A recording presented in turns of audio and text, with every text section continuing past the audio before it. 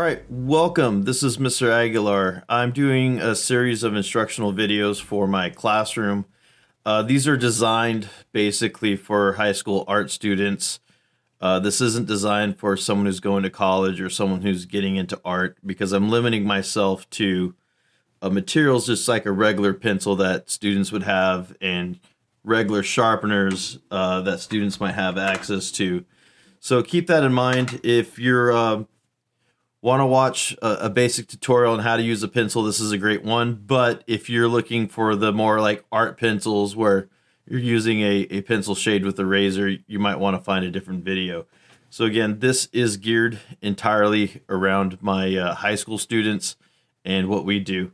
So one of the things I wanted to create was a quick video on how to grip a pencil because we have different grips and there's different effects that you can do with an individual pencil.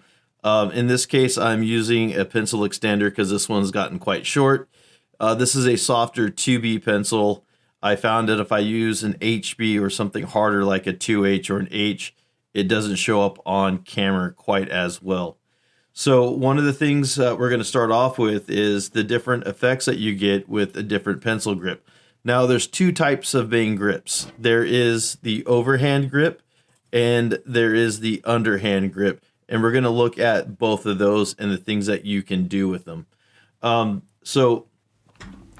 fast, I want to talk about just from the overhand grip, some of the things that happen. So here's an overhand grip.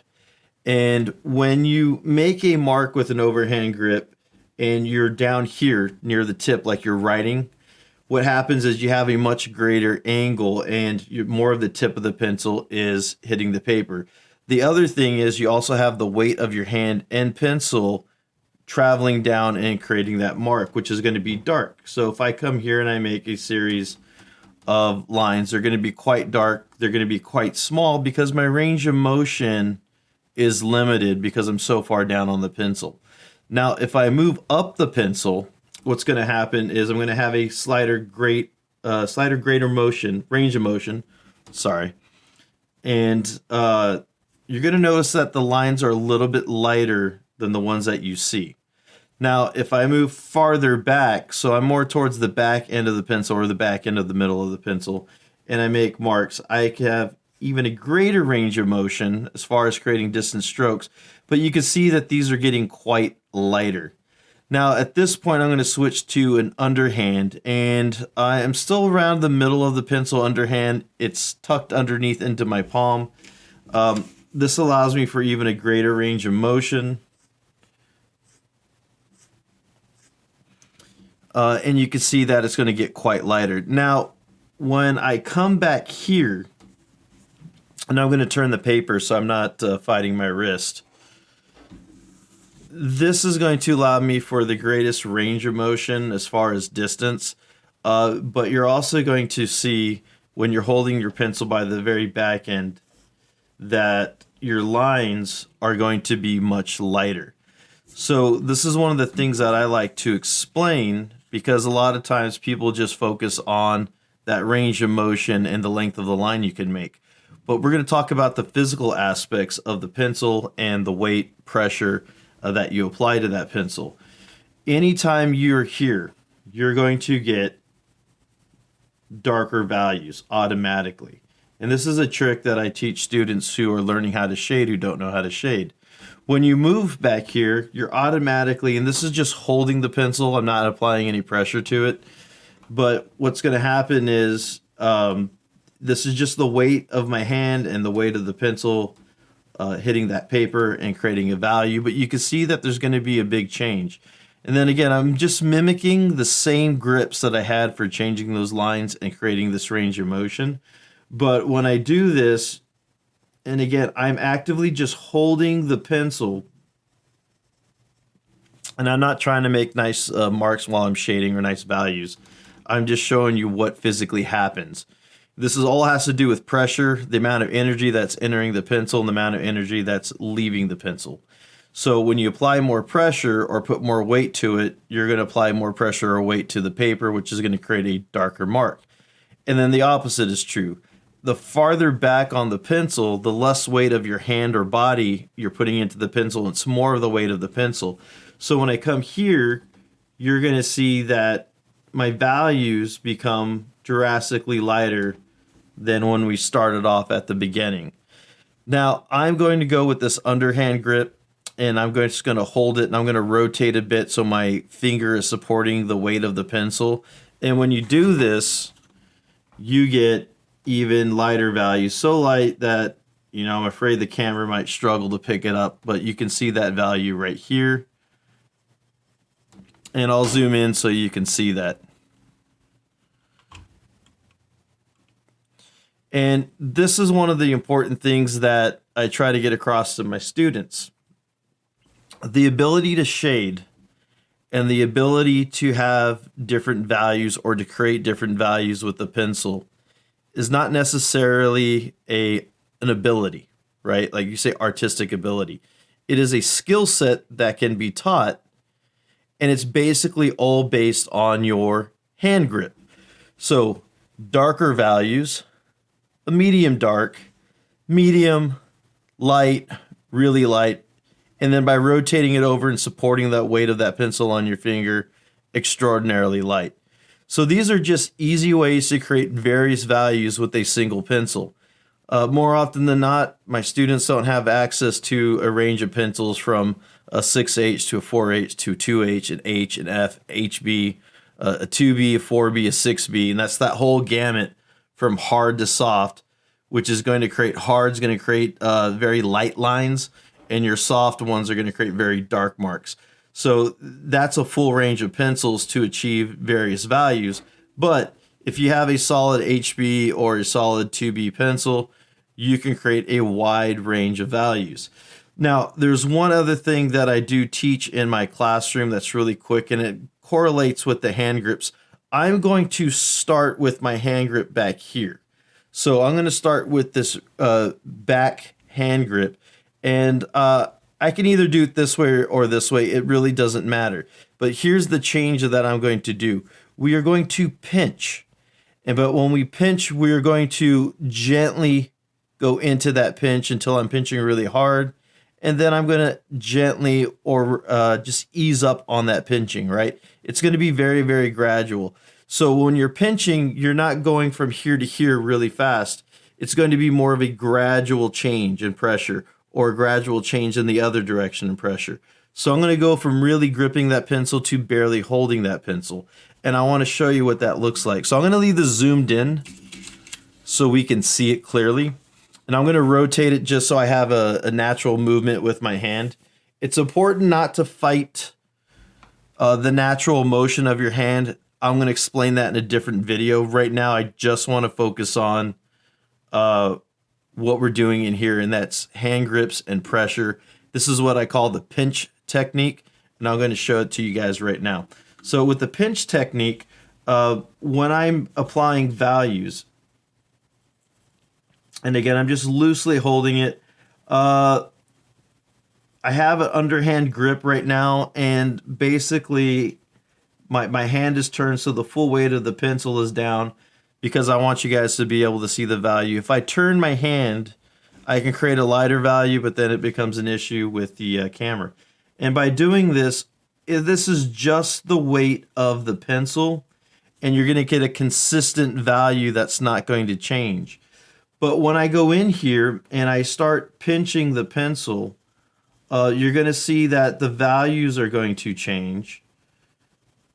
And then when I really grip that pencil, you're going to see that the values are going to get darker. And then as I move up, they're going to get lighter. This is how you create a gradient. And this is how you do that smooth transition from light to dark, where you don't necessarily have big blocks of values. So you want to avoid those blocks of values, and you want to have that smooth transition. So let me switch to like a more medium grip. I'm going to keep this medium grip underhand, because I want to be able to do this faster and I have more surface, and then I can show you.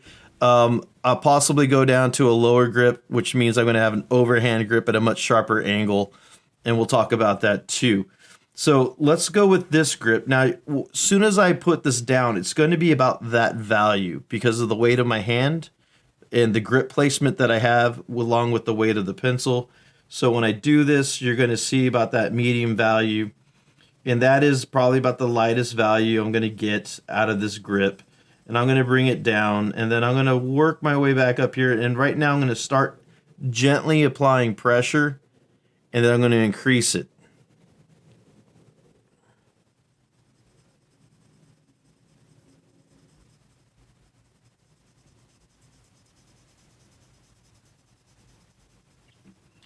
And then again, as I move up, I'm relaxing my hand to the point where I'm barely just holding that pencil.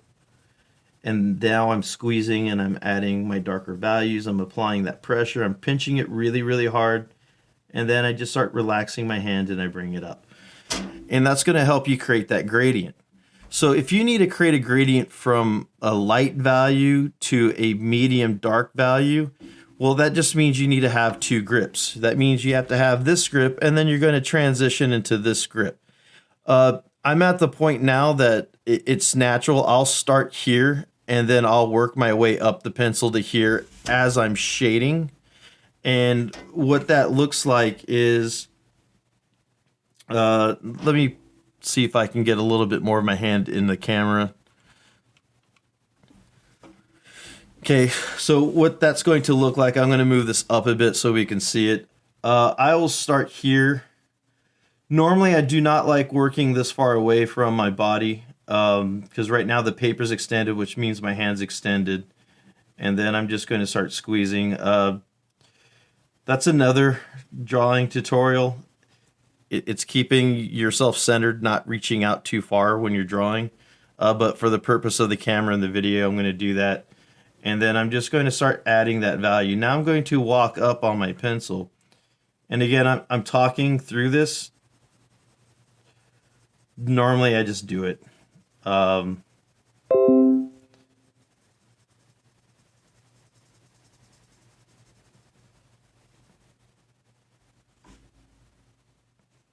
this is how you go from that light to that medium dark, right? I'm going to bring this down a little bit farther because I'm going to switch a grip and I want to show you guys something. One thing about going dark on your values, you don't want to go too dark too fast. You want to put a layer of graphite down on your paper. You want to have like a medium value. And now you're going to see me creep up, and I do this automatically on my pencil. And I've also switched to an overhand grip. I'm not always, sorry, I got a pop up. I'm not always aware of when I do it. It just happens naturally. As we were talking, automatically did it. And then I go into this medium value, and I'm going to bring it down just a little bit farther. But once I have that value down, now I can really go in, and I can really add those dark values and bring it in. And then you'll see I just make that transition. That's probably the hardest part for me teaching wise, is there's a lot of things that I do automatically, and I have to remind myself I need to talk my way through it sometimes, and I need to explain what I'm doing, because my hand will go from here to here, and then I'll just transition to here, and I'll just walk my way down. And this is often what I do with my pencil. So I'm going to end the video right now because the only focus that I want to have is the pencil grip. So we're talking overhand, going towards the lower part of the middle of the pencil, the upper part of the pencil to the middle. Again, look at the hand grip, and then making that transition to an underhand grip, which is here, and then making an underhand grip where you're holding the very back. Now you lose control a little bit at this point. And then if I want to make my values really light, the easiest thing to do is to take the weight off the pencil, and I just rotate my hand, and now that pencil is being, it's like a lever or a leverage, and I just push back on it and it takes all the weight off, and that's how I'm able to get those really, really light values. So I hope you learned something from this video. Again, the ability to shade is not a talent. It is a skill set that's built upon knowledge. Once you have the knowledge, all it means is you just have to practice. And you're practicing for that control. You're practicing for that feel. And eventually, you won't have to tell yourself where to put the pencil. It'll become a natural body movement. You'll know when you want to draw something light. You'll find and look at your hand, and your hand's already in this position. You know when you need a medium value, it's already going to be here. When you go dark, it's going to be here. It's going to become an automatic thing that you're not even going to think about. But when you're starting off, you want to make that mental connection to your values, to your pencil grip, and then you want to practice and you want to get the feel for it so you can ease in and ease out of that grip. So I hope this was helpful in some way, and I will produce some other videos that will address some other tips and tricks of drawing. So again, hope you liked the video. I'm Mr. Aguilar. I will be putting a few more out, and thank you for your time.